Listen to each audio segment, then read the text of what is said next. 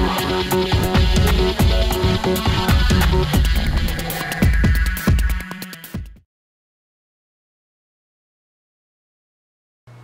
everybody, it's Jordan from All Us Geeks. A couple months ago I did a video review, a preview of some Attack-Wing D&D stuff, and some of the feedback I received indicated that at least one person would like to see full wave reviews as they come out. So never let it be said that I don't listen to our listeners. So I've just recently picked up all three figures from the Attack-Wing D&D Wave 4, and that's what I'm going to be giving you my thoughts on today. The Gold Dragon, the Gargoyle, and the Stone Giant. Alrighty, sit back and relax.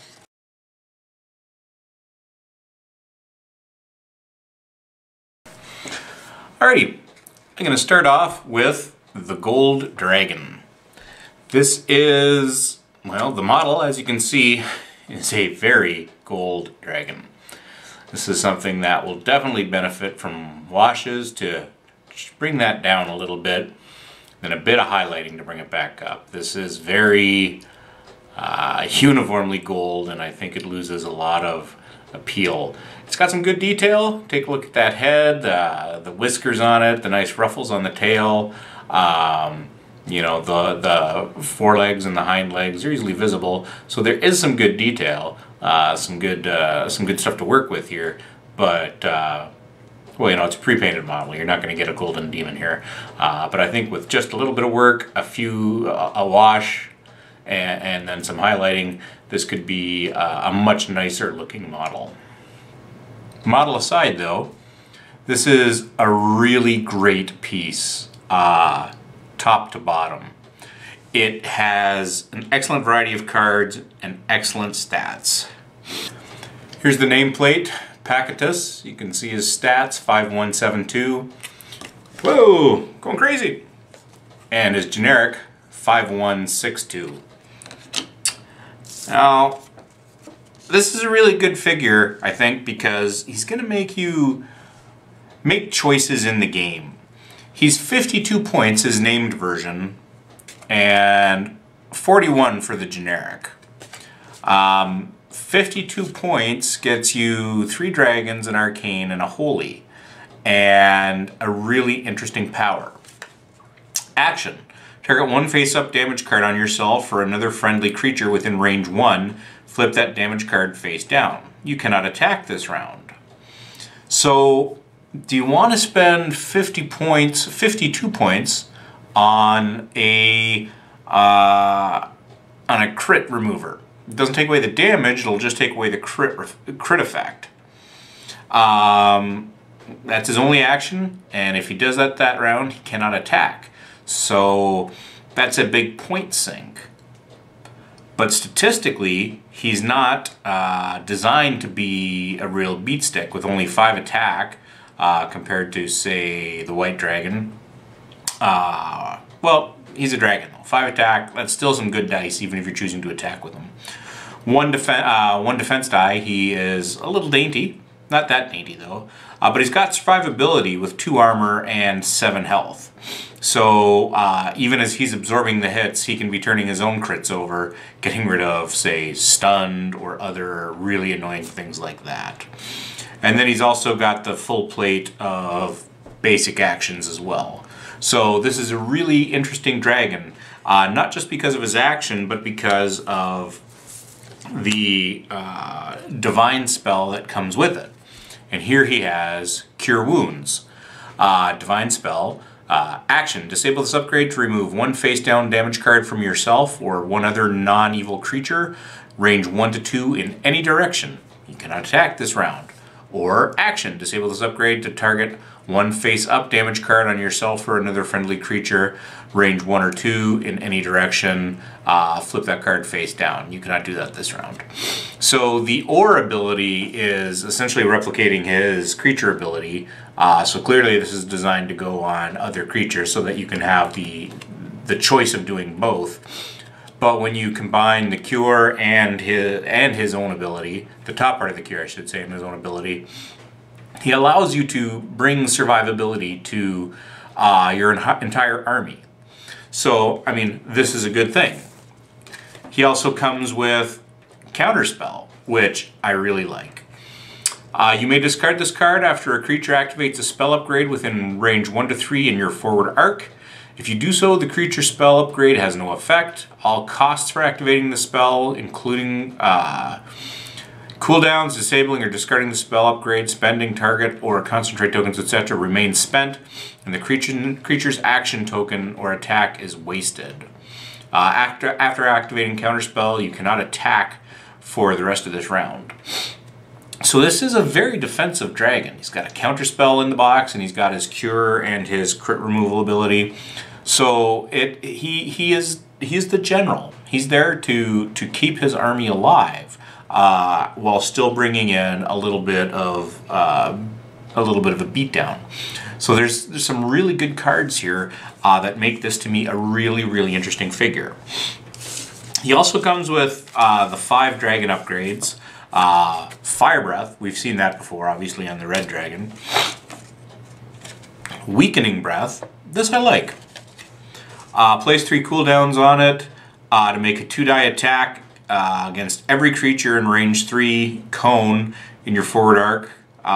This attack penetrates armor. If you inflict at least 1 damage against a creature, it sustains no damage but receives the continuous effect. Each affected creature rolls -3 attack dice each time it makes a melee attack, down to a minimum of 1, so you can't totally wipe somebody out. When this effect ends, for any reason, discard the card. It costs +5 for non-gold dragons.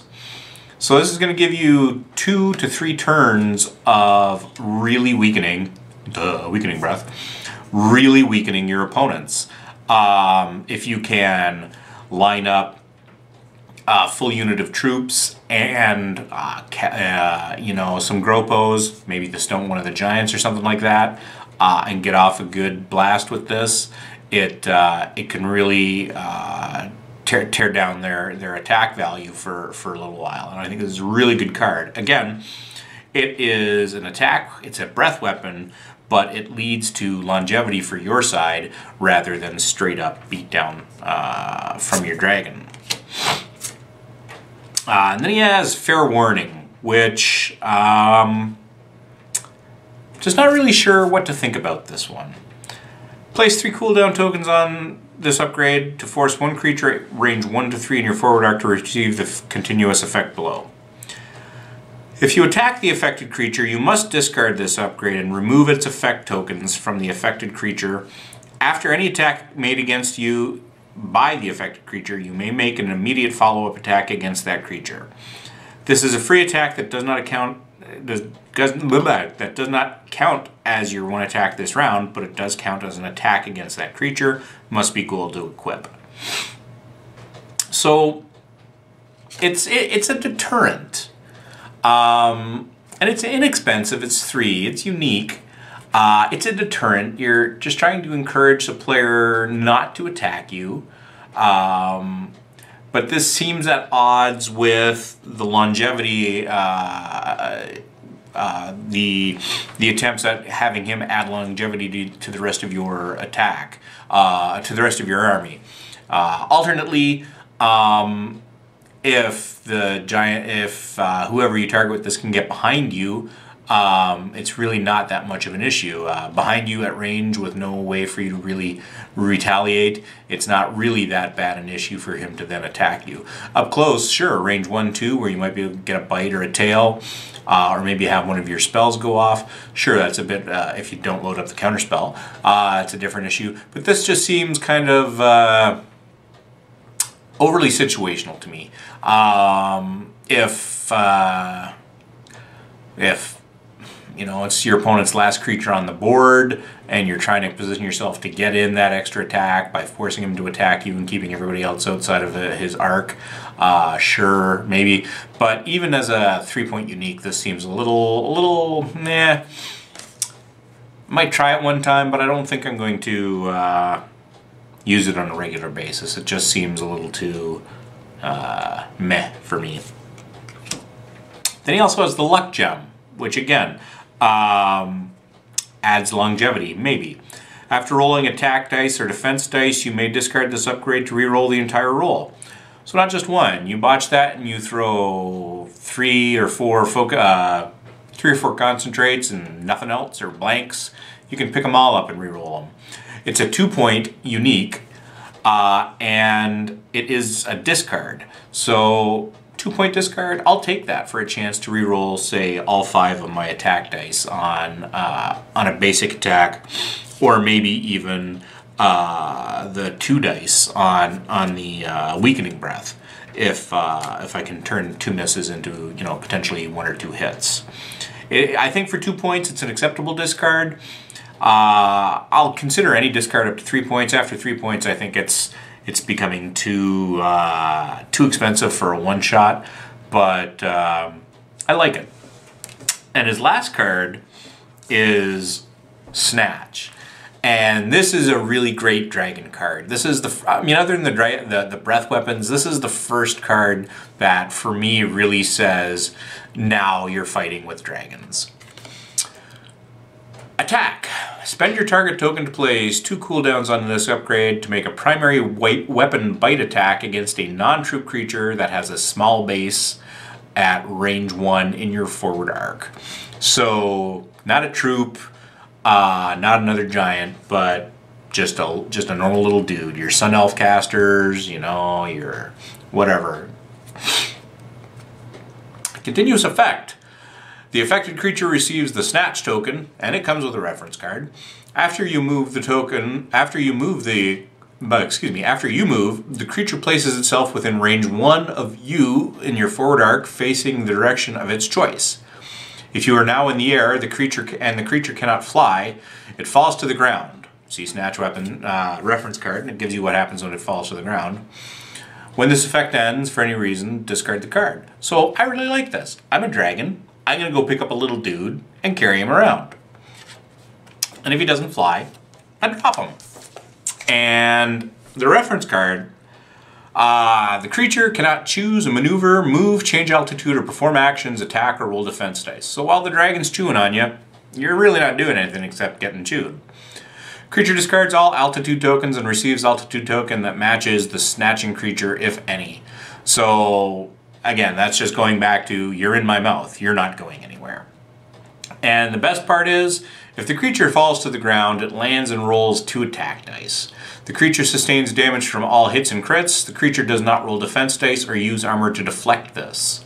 So, you know, a potentially finishing blow, you've wheedled down, you know, some tough warrior, that annoying paladin, you know, somebody with high armor but low health, and you just pick him up, throw him down. He's not going to get his armor, and he's not going to get any dice. And if he's already a little bit beat up, 2 might be what you need to finish him off.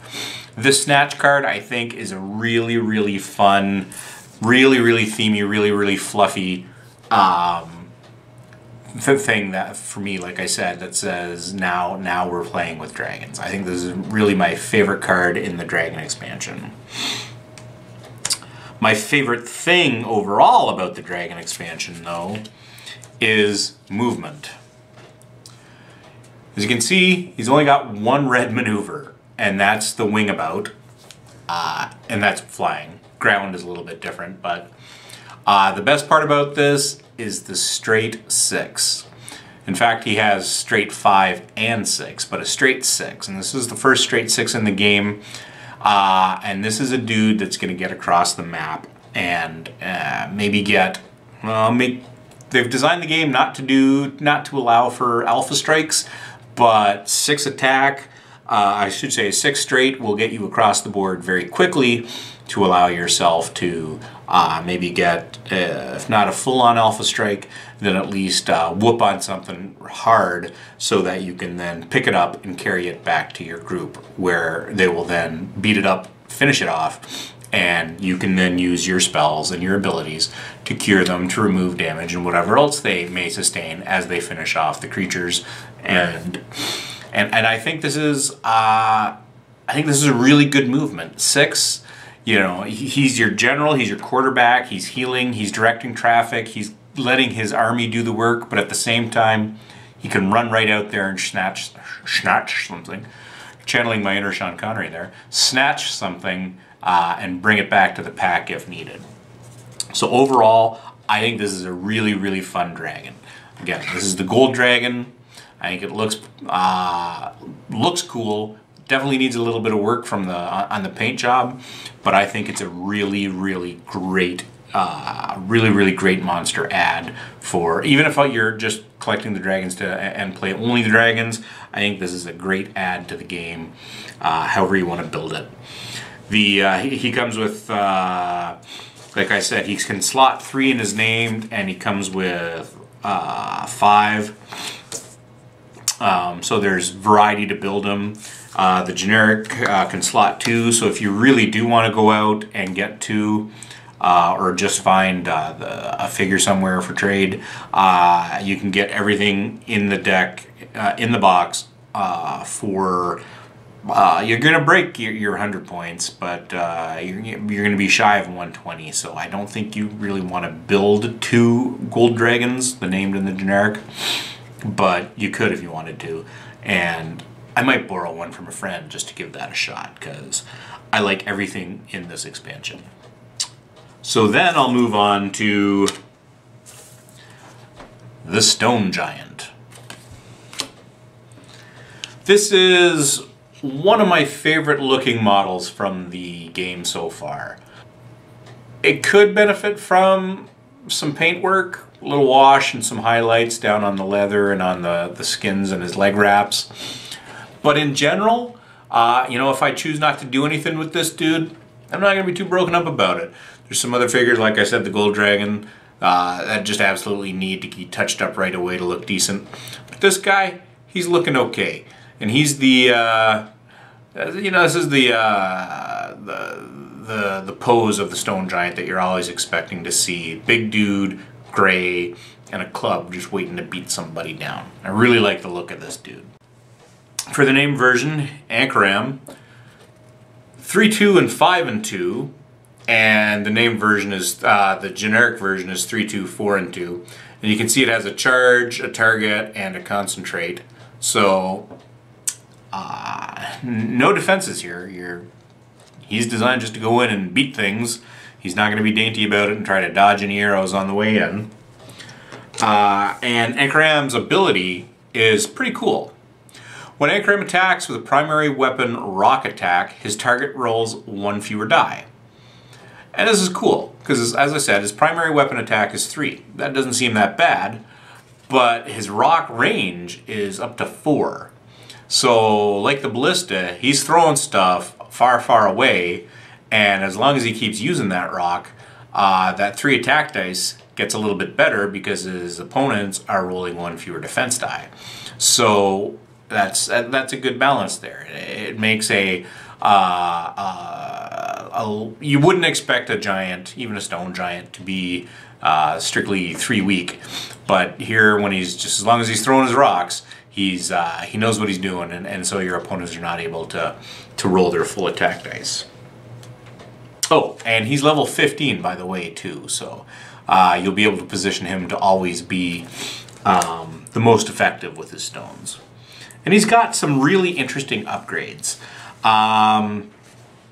Rock catching, we've seen that before in Frost Giant, so I'm not going to worry about that. And then there's Slammed, which is interesting. I'm not... It's good, and it's only 3, and it's not unique. But since he only has 2 monster upgrades, I don't know that it'll always... And it comes with 4. I don't know that it'll always be the first one that I want to use. Place 2 cooldowns on this upgrade. Continuous effect. The affected creature loses all charge, target, and concentrate tokens and cannot perform any actions when this effect ends. For any reason, discard this card. So, I mean, it's a good card and it's cheap, but it's definitely something you want to use. I think on the generic or a lower level monster, because it only gets 2 cooldowns. So if you put it on the high level monster, yeah, you're going to attack first, but then you have the chance to be dispelled or counters. Well, I don't know that you can counterspell this, but dispelled or have the effect somewhat removed. But whereas I think if I dump it over on the the generic giant, the cheaper, it might have a little bit more use because you're going to be kind of going in the middle of the pack. You can be a little bit more finicky about where you're going to put it, and given that it's on a lower point creature, you know, there might be viewed as a bigger threat. There might be another creature viewed as a bigger threat that they're going to go out there and worry about. Now, that's not to say it's not at all ineffective on the level 15. Sure, I mean, you are always going to be able to put this somewhere. It's going to be your choice where to put it to be the most effective. But again, these are some good cards here, so I don't know that this is always going to be my first one to use. The other two, and this is, I definitely like these, are direct hit. During a primary weapon ranged attack, add +1 die if your target is at range 1. So that takes his ranged attack from 3 to 4, and if you're at range 1, and you're still lowering your opponent's defense. So, I mean, that's a big plus right there. I would definitely put this ahead of Slammed or Rock Catching. And then the other one I would put ahead of Slammed or Rock Catching, Awesome Blow. This is a really great move your opponent around card. During combat phase, you may disable this upgrade to target one creature that has a smaller base than yours. If that creature was just damaged by your primary weapon melee attack, that creature must immediately perform a forward or backward straight 2 maneuver at my discretion, as long as the creature does not move towards you during this movement.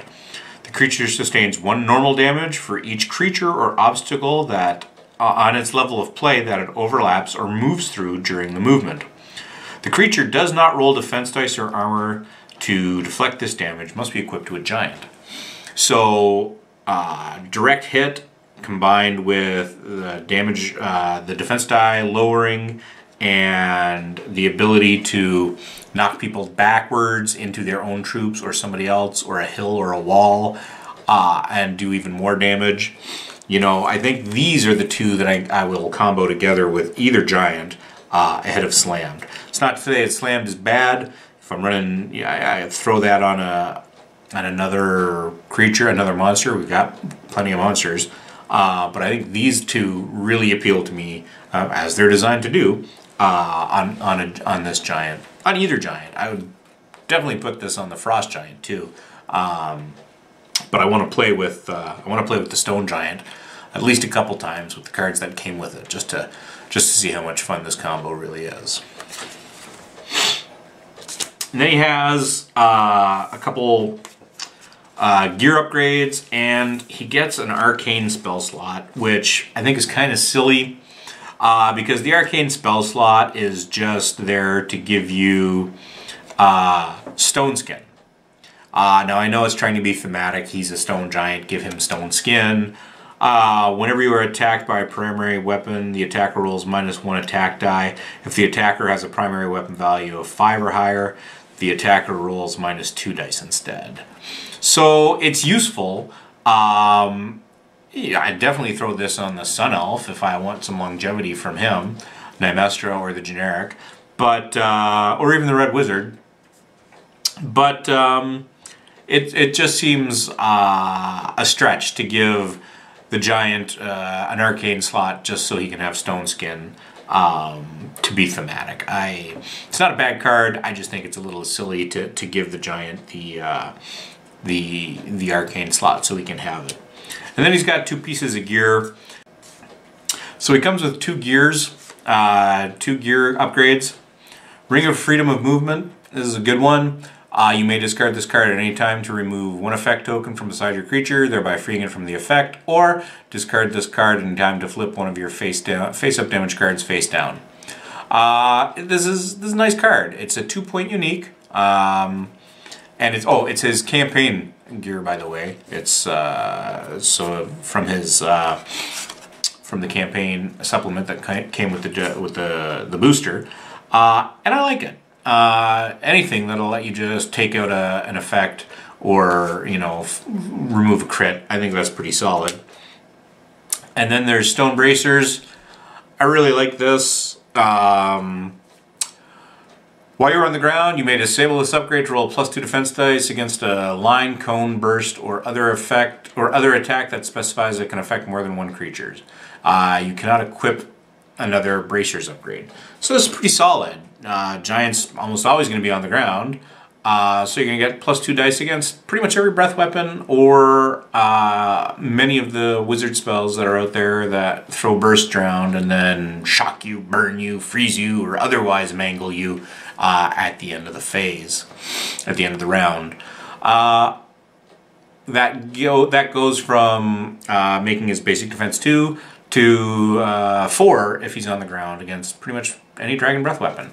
And I think that's a pretty solid add. His movement, as I mentioned, he's a giant, so it's nothing really that spectacular. He can go 4. It's going to be a red for him though. But his only other red is the backwards 1 and the come about.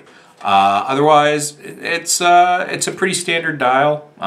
Some green, mostly whites, and all the turns and straights. It's nothing special, but it's good enough for him to get across the board a little bit quickly if he needs to. 4 straight move with the ability to then throw a rock up to 4. That's a good first round of an attack for him. And then the last figure in Wave 4 is the Gargoyle. Now this is a really disappointing figure. I mean, it's small, it's lacking detail, and even if you paint this up, there's still not a whole lot of detail there. It's generally an ugly figure, and they could have just done so much more for this. Gargoyles are supposed to be, you know, to my mind, larger. This doesn't scream gargoyle. This screams imp. So this is kind of a disappointing figure, but they make up for it. Whoa! Oh, and that's the other thing I don't like. The gargoyle, the Aarakocra, the angels. Come on, WizKids. You used to do flight stands and you do the molds with the models with, you know, right into their feet now. You could have come up with something better than making me stick my base pegs into my creature's ass. This is just no slot for this, and you're just putting a hole in there that you gotta wiggle this thing into and make it stick, and it doesn't fit well. Come on guys, you could have done something better for this. Some of these figures are small, I know. Maybe you're trying to go for aesthetics rather than convenience, but giving these dudes their peg right on their foot or their back or something like that, that would have been much easier than trying to stick stuff between their legs. It's just cheesy, guys, cheesy. That said though, he's really a cool figure, a cool model. Named model is 29 points, Malabulge. The generic is 22 points. Named model is level 8, the generic is 4. And you can see here he's got 3, 1, 5, and 2. And the generic is 3, 0, 5, and 2. So normally you might see a hit in the health, but in this case you're seeing a hit in the defense. While Malabulge is on the ground, he rolls +2 attack dice whenever he attacks. So as long as he's grounded, he's rolling 5 dice instead of 3. And that's pretty solid right there. Good reason to keep him on the ground, even though most things are a little bit less maneuverable on the ground. It's worth noting that his flight is almost as good. I should say his ground is actually almost as good as his flight. You can see the ground, he only goes up to the 3 forward, and everything else is 2s, but it only has the 1 red. Well, the backwards are always red. But his flight isn't actually that much better. He's got the 4 ahead, so this is a good little skirmisher. I wish he was cheaper, because I think I would definitely like to run multiples of these. But Malabulge himself is 29 and the generic is 22. I wish these dudes were cheaper. I would gladly take a little less health or something like that, just to make these dudes cheaper. especially because the powers that come with these dudes, and I'm about to get to those, really, really solid. So he's a monster, so he's got all monster upgrades, unsurprisingly. And they're great. Creature of Living Stone. Add 1 to your starting armor value. So you stick this, it's a monster upgrade, so it can go on anybody. But on him, it takes his armor of 2 to armor of 3. And 3 armor is really, really solid. Most attacks rolling, 3 to 5 dice, coming up with only hits or crits, half the time, if not less. You're going to be avoiding a lot of damage. There's a lot of survivability in this dude when you put the Creature of Living Stone on him. If this upgrade is ever disabled or discarded, flip one of your armor tokens down. It no longer offers any protection, but if it's then later re-enabled, flip the armor back up. Got to be a gargoyle to use it. That's why it comes with a gargoyle. But this is a really great upgrade. Gives you that extra armor and really makes people choose where they're going to put their ganks. Yeah, sure, you got your dragon with a nice spell, you got your wizard with your disintegrate, but then you got this little gargoyle hanging out there with 3 armor that's just going to be wrecking you when he flies over and then lands on your head and starts throwing 5 dice at you. Really good card. Then there's Freeze. Action. If you are on the ground, disable this upgrade and place 1 cooldown on it. Continuous effect. Your armor cannot be penetrated by any damage, even if the damage is from an attack that penetrates armor. The effect ends immediately if you are in the air or after you initiate an attack. Again, must be a gargoyle. So he's level 8, the named version. He's middle of the road. He's going to be moving in the middle of the road. And he's going to be attacking in the middle of the road. But in theory, you pop this. And you can withstand a dragon breath.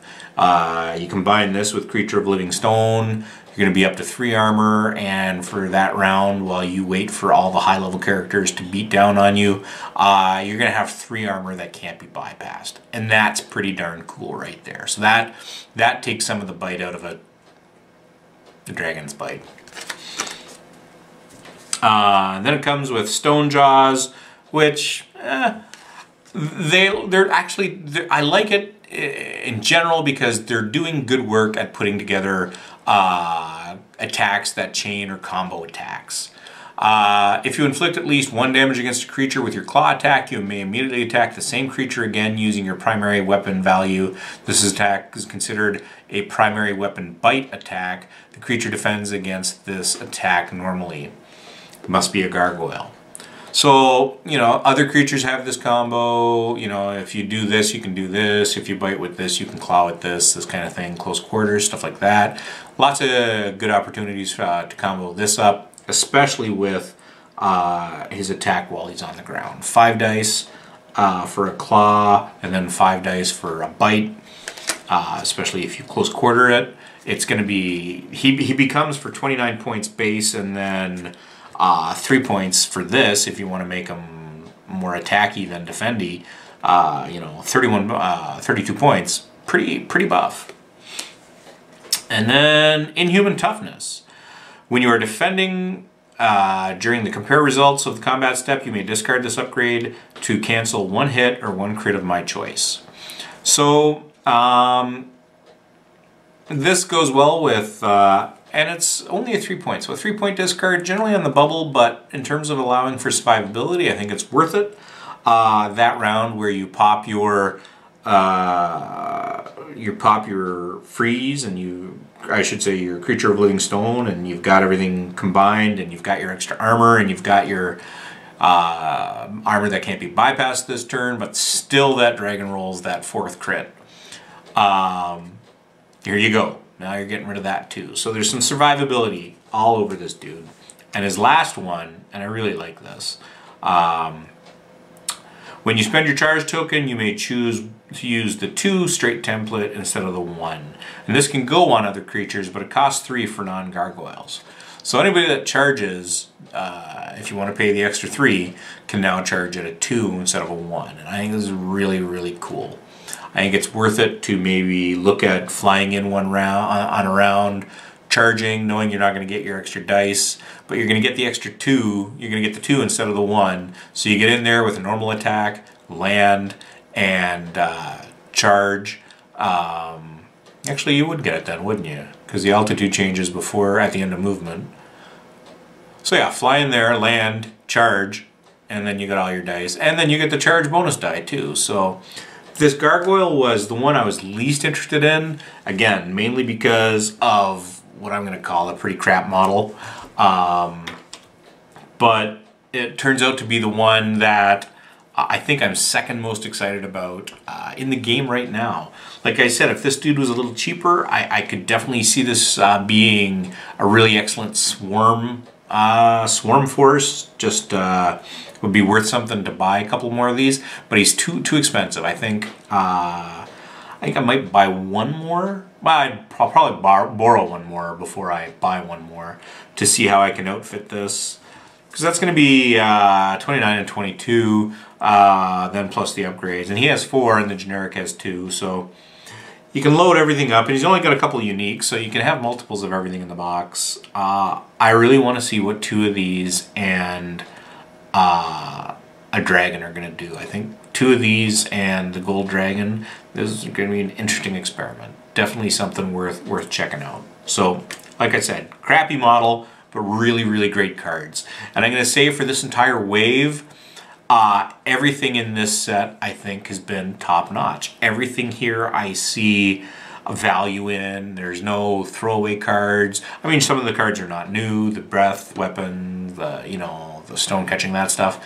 But everything is really, really good. And these are 3 models that I'm really excited to get to the table. Haven't been able to say that about the previous waves. Wasn't keen at all on the Harpy. It looked really good in previews, but sitting down and looking at it, I just don't think it's worth the points or the money to buy. But this is 3 really, really solid additions to the game. And I really can't wait to get all 3 of them onto the table. So yeah, that was my look at the Wave 4 of Attack Wing Dungeons & Dragons, the Gold Dragon, the Stone Giant, and the Gargoyle. Hope you found this helpful, and have fun building your legions and stomping people. Have a good night.